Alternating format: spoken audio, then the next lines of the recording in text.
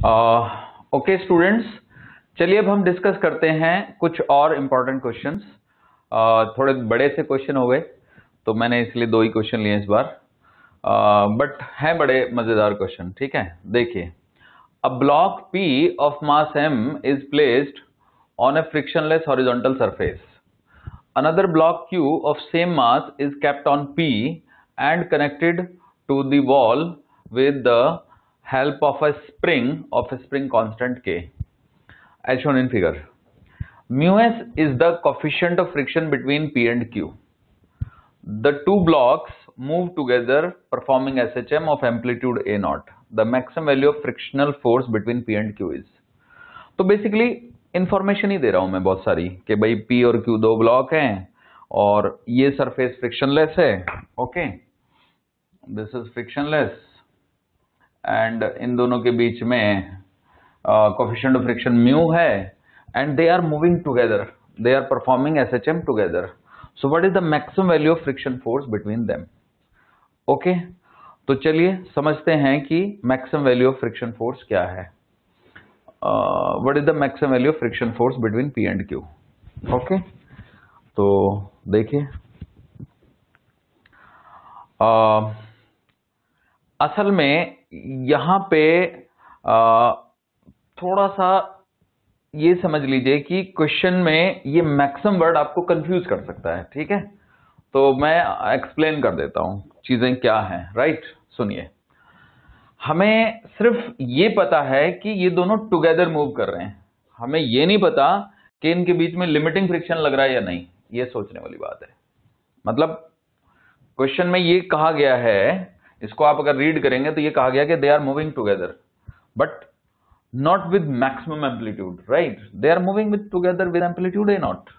तो I hope आप समझ रहे हैं मेरी बात। तो सुनिए, जैसे ये ब्लॉक है, 2 ब्लॉक्स के बीच में, हालांकि इन दोनों के मासेस इक्वल हैं और ये जा रहा है इस तरफ, तो इस पे कोई फोर्स है, स्प्रिंग लगा रहा होगा, तो यहां पे फ्रिक्शनलेस सरफेस है। ओके, तो मैं कहना ये चाहता हूं आपको कि ऐसा कुछ जरूरी नहीं है कि इनके बीच में लिमिटिंग फ्रिक्शन लग रहा हो, बस इनके बीच में फ्रिक्शन लग रहा है और इतना लग रहा है कि ये दोनों साथ साथ चल रहे हैं। तो बच्चों, अगर इनके बीच में लिमिटिंग फ्रिक्शन नहीं है तो हमारे पास फ्रिक्शन का कोई फॉर्मूला नहीं होता ना। स्टैटिक फ्रिक्शन का तो कोई फॉर्मूला नहीं है ना, वो तो अपने आप को एडजस्ट कर लेता है। तो आप ध्यान से सुनिए कि अगर ये दोनों ए नॉट ओमेगा स्क्वायर एक्सेलेरेशन से जा रहे हैं, अगर एम्पलीट्यूड ए नॉट है और ओमेगा एंगुलर फ्रीक्वेंसी है, तो ये ए नॉट ओमेगा स्क्वायर एक्सेलेरेशन से जा रहे होंगे, तो जो मैक्सिमम एक्सेलेरेशन होगा एक्चुअली, राइट, एक्सट्रीम पोजीशन पे वो इतना ही होगा। तो इतना एक्सेलेरेशन अगर इनका है तो जिस समय पे एक्सेलेरेशन मैक्सिमम है उस समय पे फ्रिक्शन भी मैक्सिमम होगा। ओके, ये कॉन्सेप्ट है। और ये हुआ हमारा फोर्स जो कि के एक्स नॉट, के ए नॉट लिख सकता हूं मैं इसको, तो k A naught is equal to 2m into में A naught into omega square. Okay, so यहां से अगर मैं ए नॉट से ए नॉट कैंसिल कर दूं तो मुझे ओमेगा स्क्वायर की वैल्यू मिल जाएगी के बाई 2m। उससे मुझे एक्चुअली मिलेगा क्या कहते हैं, उससे मुझे फ्रीक्वेंसी मिल जाएगी, बट फ्रीक्वेंसी मुझे चाहिए नहीं। ठीक है बच्चों, तो अब मैं बात करूंगा इस ब्लॉक P की। तो ब्लॉक P किस कारण से चल रहा है? तो ब्लॉक P तो फ्रिक्शन के कारण से चल रहा है ना बच्चों, तो ये फ्रिक्शन लग गया इस पे। तो friction F is equal to m into में ए मैक्स। अब ए मैक्स तो ये है A naught into omega square. अब ओमेगा स्क्वायर की वैल्यू तो ये है, और क्या है ओमेगा स्क्वायर की value? This is m into A naught into K by 2m। So m से m कैंसिल हो जाएगा और आंसर आ जाएगा हमारे पास F is equal to K A naught by 2। तो बच्चों, आंसर इस क्वेश्चन का आएगा सेकंड। तो मुझे यकीन है कि आप ये समझे कुछ, राइट। अब मैं आपको थोड़ा सा और एलिब्रेट करके बताता हूं कि अगर इसमें मासेस डिफरेंट होते तो क्या होता। तो देखिए, अगर मासेस डिफरेंट होते तो मिटा नहीं रहे, ये m1 होता, ये m2 होता। अब सेम क्वेश्चन होता तब हम कैसे करते। तो देखिए मैं बताता हूं आपको, अगर ऐसा होता, मतलब हमारा तो क्वेश्चन सॉल्व हो चुका है, बट अगर ऐसा होता, एक M1 होता एक M2 होता, तब हम कैसे सॉल्व करते हैं। तो बच्चों सुनो जरा,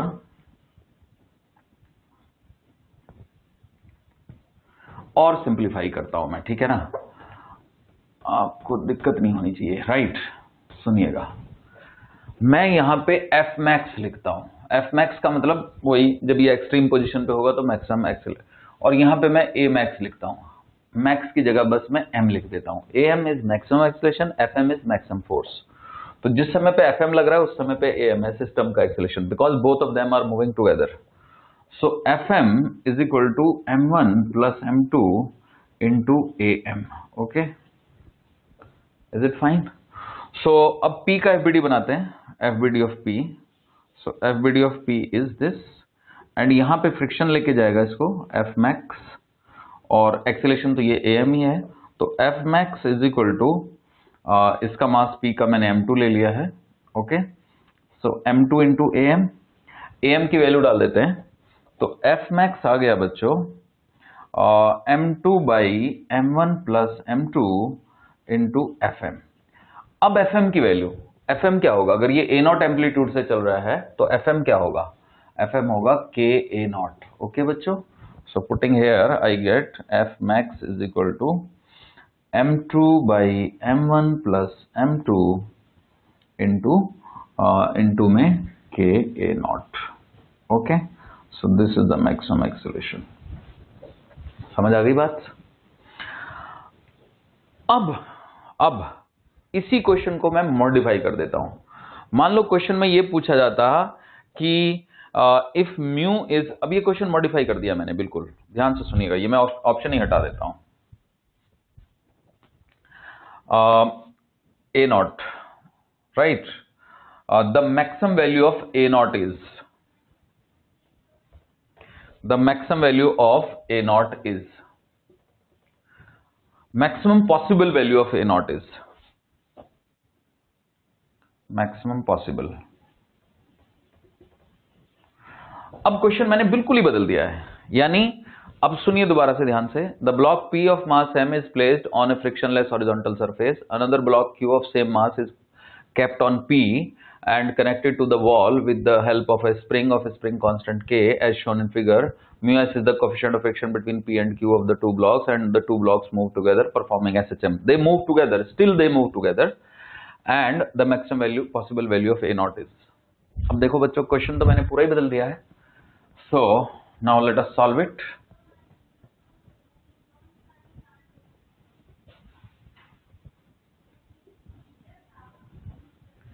देखिएगा,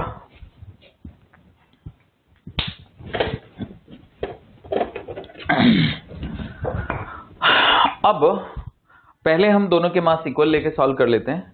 A0 की मैक्सिमम पॉसिबल वैल्यू बतानी है, तो क्योंकि ये ब्लॉक ऊपर वाला तो kx फोर्स से चलेगा, तो KA0 मैक्सिमम फोर्स होगा इस पे। ओके, और यहां पे मैक्सिमम फ्रिक्शन लग सकता है इस पे पीछे को, जो कि μs इंटू में mg होगा। ओके, और उस समय पे इसका मैक्सिमम एक्सेलेरेशन होना है am, राइट। तो इसका मास m है, तो मैं लिखूंगा KA0 minus μs into mg is equal to m into am। Okay बच्चों, अब मैं P की बात करता हूं, तो P की बात करेंगे तो P पे ये μs इंटू mg लगेगा, और μs इंटू mg के चलते इसका भी मास m ही है और इसका भी एक्सेलेरेशन am ही है, तो μs into mg is equal to m into am। अगर मैं इन दोनों को ऐड कर दूं तो यहां से KA0 is equal to 2m am आएगा, और am की वैल्यू आ जाएगी हमारी KA0 बाई 2m। ओके, ठीक है। अब देखिए ध्यान से, इसी में am की वैल्यू हम पुट कर देते हैं, यहां पे इसी में यहां पे पुट कर देते हैं, ठीक है।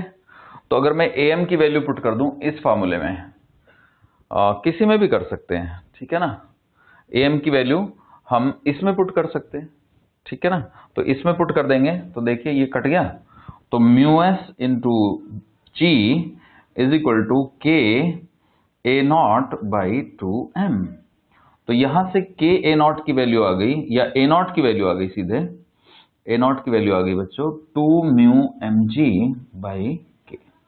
तो कहने का मतलब mu S into M G, कहने का मतलब एम्पलीट्यूड इससे एक्सीड कर गया अगर, तो होगा ये कि ये जो ब्लॉक है ये फ्रिक्शन की मदद से चल रहा है और mu S into M G insufficient हो जाएगा और ऊपर वाला ब्लॉक नीचे वाले ब्लॉक पे स्लिप हो जाएगा। कुछ समझे? So this is the maximum possible value of amplitude 2 mu s m g by k. I hope you got it. अब मैं डिफरेंट मासेस करके समझा देता हूं, ठीक है? तो देखिए, अब मैं डिफरेंट मासेस करके समझा देता हूं। मान लीजिए इसका मास m1 और इसका मास m2। अब यहां पे फ्रिक्शन लगेगा m1 और ये m1 और ये भी m1 और यहां पे भी m1, पर इस इक्वेशन में m1 m2 कटेंगे नहीं। ओके, तो ये हुआ m1 और ये हुआ m2, तो ये कटेंगे नहीं बच्चों। ओके, तो mu S into m1 into g. हाँ, आप am निकालने के लिए इन दोनों को ऐड कर सकते हो, तो यहां पे 2m के बजाय जब मैं इन दोनों इक्वेशंस को ऐड करूंगा तो मेरे पास आएगा m1 plus m2 into am। तो am की वैल्यू ये आएगी। Okay, m1 plus m2। अब इस am को जब मैं इस इक्वेशन में पुट करूंगा तो देखिए, समझ रहे हैं बच्चों, इस am की वैल्यू को इस इक्वेशन में पुट करूंगा तो क्या आएगा, mu S into m1 into g is equal to m2 into k into A naught by m1 plus m2। तो यहां से ए नॉट की वैल्यू आ रही है, थोड़ी जगह कम है तो मैं यहां पे लिख रहा हूं, ठीक है बच्चों? देखिएगा, तो ए नॉट की वैल्यू आ रही है आपकी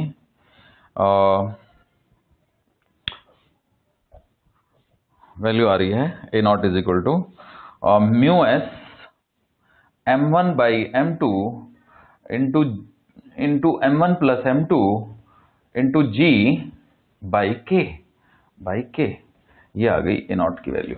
ओके बच्चों, तो इस टाइप की चीज शायद आपने पहले पढ़ी हो, ठीक है ना, कि मैक्सिमम फोर्स की वैल्यू होती है mu S into m1 by m2 into m1 plus m2 into g, ताकि दोनों ब्लॉक साथ साथ एक्सीलरेट करें, ठीक है ना?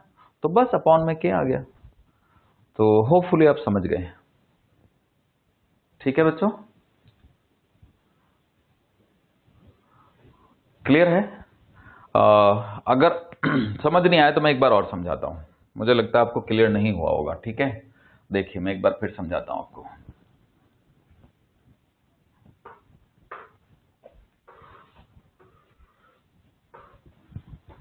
ये हम हटा देते हैं सिस्टम।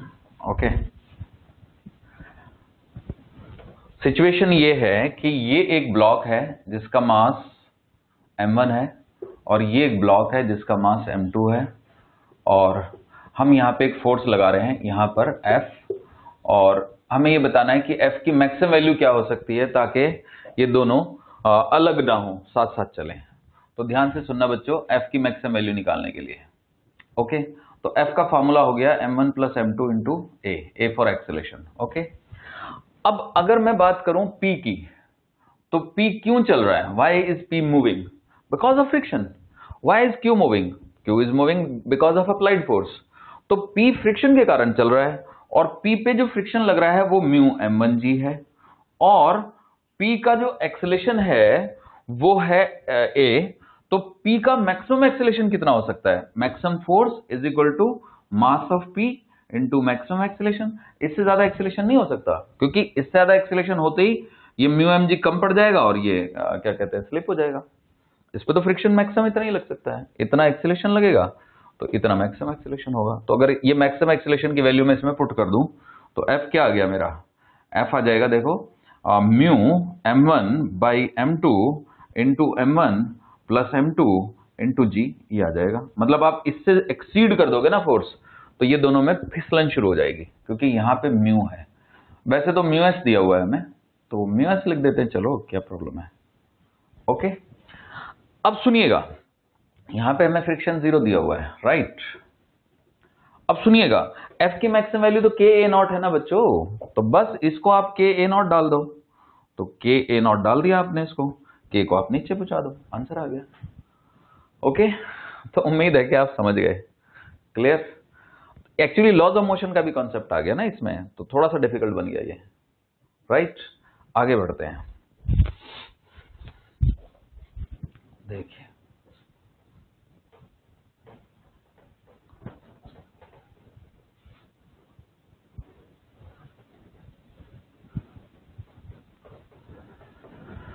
अब हम आते हैं इस क्वेश्चन पे। इस क्वेश्चन में हमने डायग्राम नहीं बनाया, तो मैं डायग्राम यहीं पे बना देता हूं, ठीक है। An assembly of identical spring mass system is placed on a smooth horizontal surface as shown. ये था डायग्राम। ओके बच्चों, these are two blocks, identical blocks, okay, and they are in contact. These are two identical springs.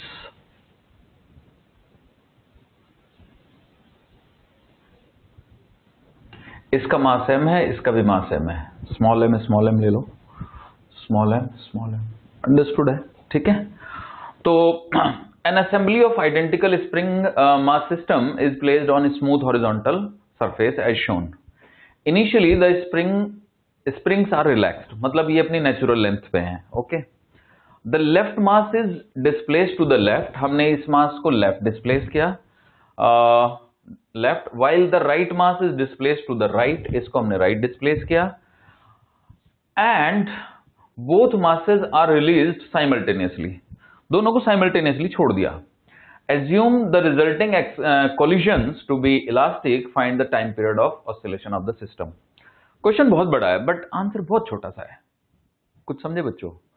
मतलब इसमें कुछ solve करने लायक है ही नहीं, पर क्वेश्चन समझने लायक है। मतलब अगर आप समझ गए कि क्या क्वेश्चन है तो आप 1 मिनट में सॉल्व कर देंगे।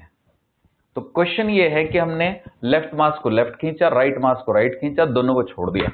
तो छोड़ दिया तो वो टकराएंगे, फिर वापस जाएंगे, टकराएंगे, फिर वापस जाएंगे, टकराएंगे, फिर वापस जाएंगे।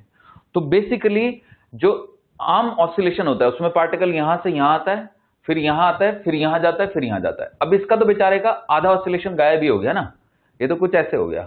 तो कुल मिला के टाइम पीरियड जो नॉर्मल टाइम पीरियड होना चाहिए था उसका आधा हो जाएगा, और वो हो जाएगा 2 pi root under m by k का आधा, यानी कि ये हो जाएगा नया टाइम पीरियड। तो अगर ऑप्शन देखे जाएं तो ऑप्शन कौन सा है? 4th है। क्लियर हुआ बच्चों? कॉन्सेप्चुअल क्वेश्चन है। अगर क्लियर नहीं हुआ तो मैं समझाता हूं आपको। देखो क्या होगा कि एक स्टेज ऐसी आएगी कि दोनों स्प्रिंग इधर हैं, जब आपने रिलीज किया इनको, कंप्रेस्ड हो गया। ओके, ये भी कंप्रेस्ड है। अब आपने इनको छोड़ा, तो छोड़ दिया तो फिर ये टकरा जाएंगे यहां पे, फिर वापस आएंगे, फिर टकराएंगे, फिर वापस आएंगे, फिर तो इसका जो मोशन हुआ मीन तक एक्सट्रीम, मीन तक वापस एक्सट्रीम, मीन तक वापस एक्सट्रीम, तो आधा ही ऑसिलेशन बचा ना बच्चों, क्योंकि इसने इधर जाना ही नहीं। तो जो t/2 टाइम में ये इधर जाया करता था वो यहीं पे वापस आ गया, तो इसका टाइम पीरियड t/2 रह गया ना। तो उम्मीद है कि आप समझ गए।